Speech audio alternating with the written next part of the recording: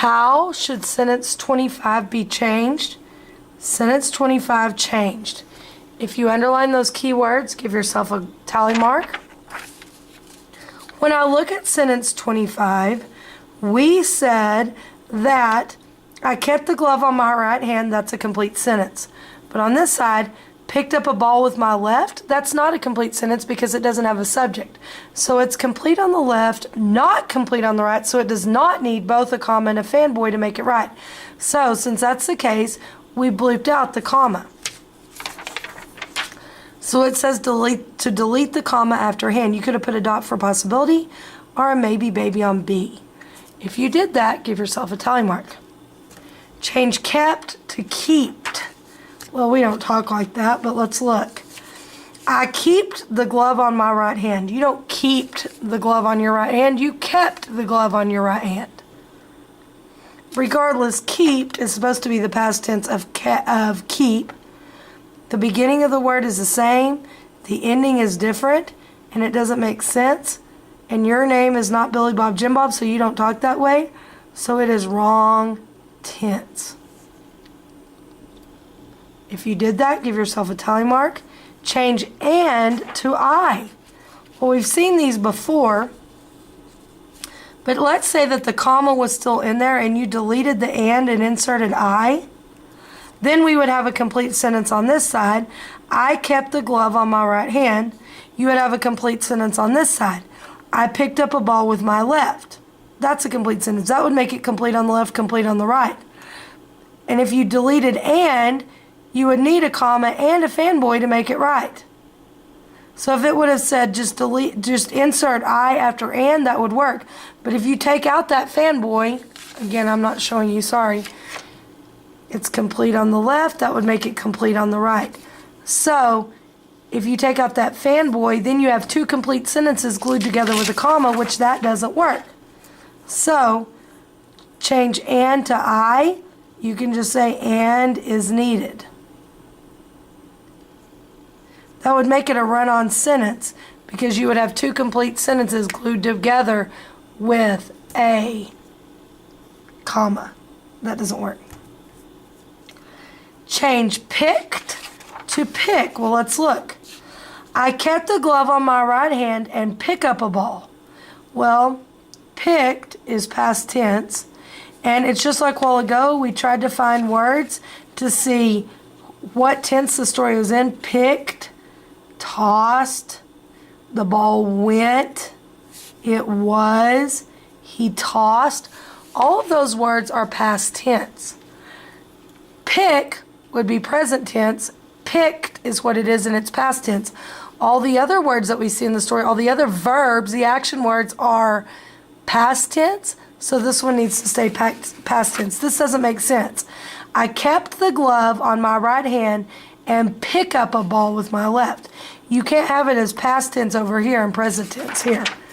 So the beginning of the word is the same and the ending is different and it doesn't make sense.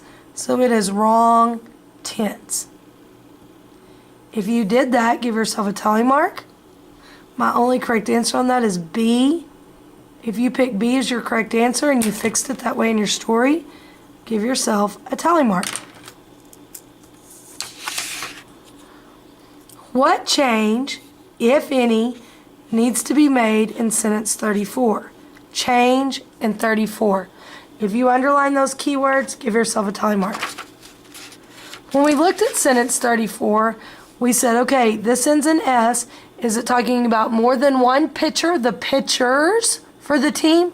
Or is it talking about one pitcher that the mound belongs to? The mound belongs to the pitcher, the pitcher's mound. So we said that we needed an apostrophe in pitchers, and lo and behold, H is a maybe, baby, or a dot for possibility. I had moved to moving. Again, this is past tense.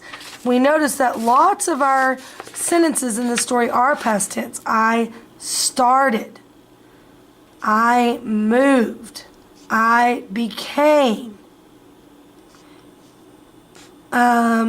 All of those are past tense words. So would it make sense to say change move to moving. Within a few weeks, I had moving from outfield to first base. You don't say I had moving.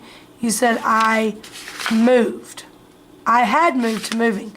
So you would take out I had moved. So you'd say within a few weeks, moving from first base, from outfield to first base. Again, all the words are past tense, so that one needs to stay past tense. So the beginning of the word is the same. The ending is different and it doesn't make sense. So you can say wrong tense. If you did that, give yourself a tally mark. Change finally to finally. Well, you know what? This actually is a homophone.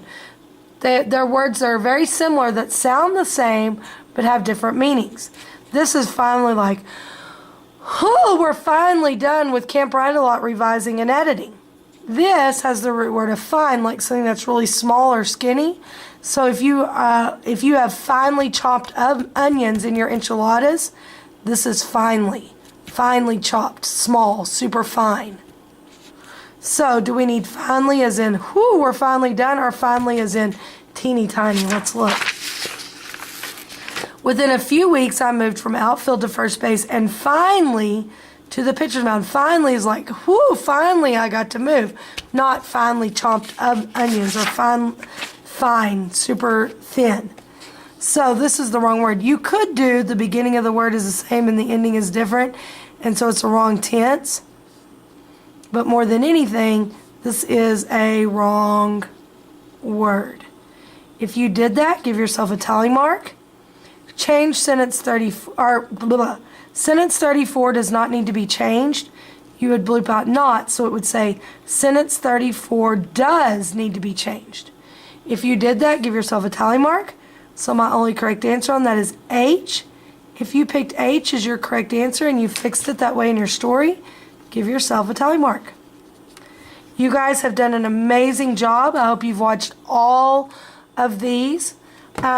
When you go up to your teacher, I want you to whisper the word booga booga in her ear, and then I'll know that you watched all the videos and you'll get an extra Skittle. Don't tell anyone. You'll get an extra Skittle for saying booga booga to your teacher. You guys are awesome. The STAR test is coming up Tuesday. We're just almost finished. Way to go. Good job.